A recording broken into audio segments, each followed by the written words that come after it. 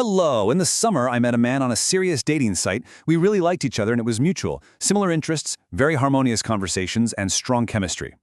However, getting to know him better, I realized that he had pronounced narcissistic traits or a highly avoidant type, emotional closure, low empathy, egocentrism, slight attempts at manipulation, control, and even ultimately undermining his sense of self. He also mentioned things that had happened in his previous marriage, which supported my observations. Although at first he was the first to say that he would not go out with others, over time I began to doubt that his intentions were particularly serious. Even though he claimed the opposite, his behavior supported them less and less. Less time, attention, and attitude, excuses, online again on the site where we met. It was extremely difficult for me, but I ended the relationship. Literally, for a few days I was in crisis. I had never experienced such a breakdown, although I did not show it to him. He accepted with understanding, made no attempt to discuss it or get together, then behaved politely and respectfully, but coldly, as if nothing had happened between you. I say this because professionally we had to stay in touch for a few more weeks after that. He last wrote to me briefly about Christmas, but in my opinion that was a classic check or courtesy. I replied out of politeness and for the sake of professional contact. Since then he has not written again and I hope he does not. I cannot block him because of possible business relationships in the future. I realize that he has narcissistic traits or an avoidant type, but his indifference hurt me. The problem is that I cannot stop thinking about him and I do not do it purposefully, but I even dream about him. Almost 3 months have passed and I thought that in that time it would have passed, but alas no. Rationally I understand and I am done, emotionally I am still connected. I've had other breakups and in much longer relationships, but I haven't experienced it this dramatically. I took a month off to work things out. I cried until 2 or 3 a.m. I stabilized and started dating other men again. I give them a chance. I've even deepened my relationship with one, but that man is still on my mind. I'm not writing this because I want him back. I know he's not fit for a healthy relationship, even though a part of me still wants him, but I don't want to waste my chances with someone else because of him. I am over 35 years old and I want a family with a decent man with whom we can get along and create a deep emotional connection. I cannot afford to wither away over someone with whom I have no future and for whom I was most likely just an option. And even if I was more than that, he is a person who is not fit for a relationship, and his failed marriage and the inability to maintain a relationship for more than a few months after it are proof of this. However, I realize that right now I cannot give myself to someone else while that person is still in my head all the time. I do not want to mislead or disillusion anyone, and even less to play with someone's feelings. I am asking for advice on how to end things so that I no longer think about that man. I have tried different techniques such as repeating a mantra, distracting myself, not suppressing, delving into traumas, writing letters, I do not send them. I even tried to hate him, but nothing works. I would like to get rid of these thoughts that self-sabotage me to indulge in another relationship and end things with this man for myself, really. I know that time heals everything, but I can't afford to spend months or years on this. I would also like to add that 1 year ago I was diagnosed with a gynecological problem. It's not something serious, but I was advised not to postpone having children. And although I'm not in a big hurry, I don't have the opportunity to waste time and miss real chances because a relationship doesn't happen overnight. So I'm asking for advice on how to banish thoughts about this man and free myself emotionally. Okay, let's just pause on that one sentence. Rationally, I understand and I am done. Emotionally, I am still connected. This is everything. This is the core of the struggle. It's that war between your head and your heart. And if you have ever felt this, you need to know this isn't a sign of weakness. It's an incredibly common and human reaction to a very specific and very powerful kind of emotional dynamic. So what's really going on here psychologically? Well, this feeling of being stuck, it's not some personal failing on your part, not at all. It's actually a pretty predictable response to being involved with someone who has these kinds of narcissistic or avoidant patterns. Think about it. The intense beginning, followed by that confusing distance, the lack of real closure, all of it is basically a recipe for creating a powerful, lingering attachment. We call this an emotional bond, but it's not like the secure, healthy bonds we strive for. This kind of bond actually gets stronger because of the inconsistency. The highs feel so amazing because the lows are so confusing and painful. It's a psychological phenomenon called intermittent reinforcement. Your brain gets hooked on the what-ifs, on trying to solve the puzzle of their behavior, and it leaves you stuck in this emotional limbo long after the relationship is technically over.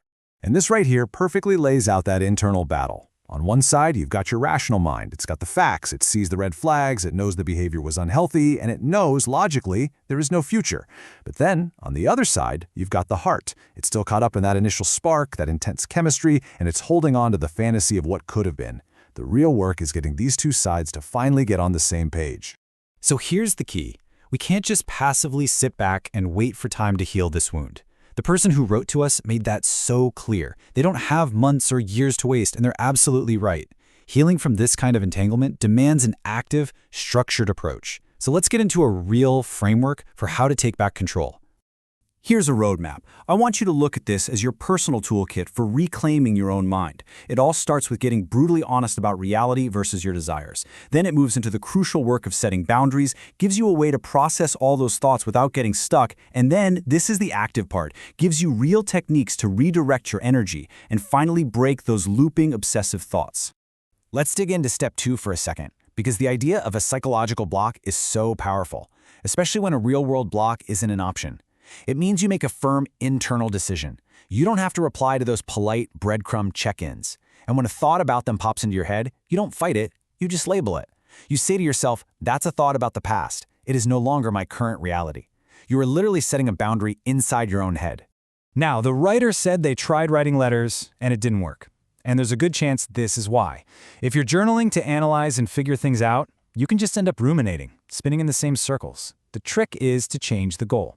The purpose isn't analysis, it's release. Pour out all the hurt, the confusion, the anger, and then, symbolically, let it go. Deleting the file, closing the journal, and putting it in a box, these small rituals can send a really powerful signal to your brain that you are closing this chapter. Okay, you can see how we're building here. We're moving from managing the external world to managing your internal world.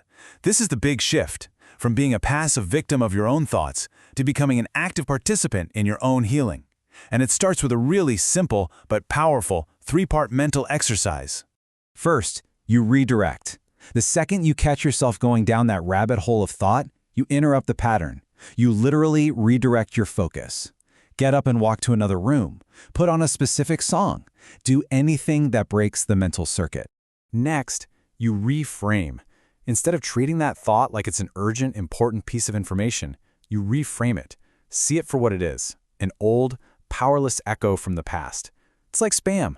You see it, you recognize it's junk, and you decide it has zero power over your day. And finally, you replace. You have to have something ready to put in its place, a positive thought, a goal you're working towards, something you're looking forward to. The old thought pops up and you immediately swap it out for something that actually serves you and your future.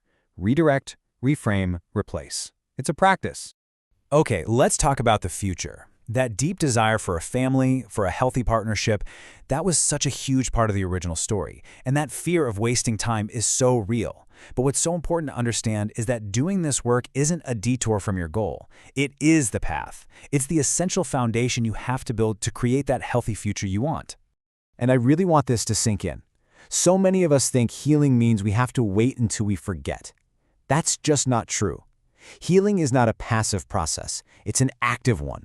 It's about choosing again and again and again where you are going to put your focus and your emotional energy.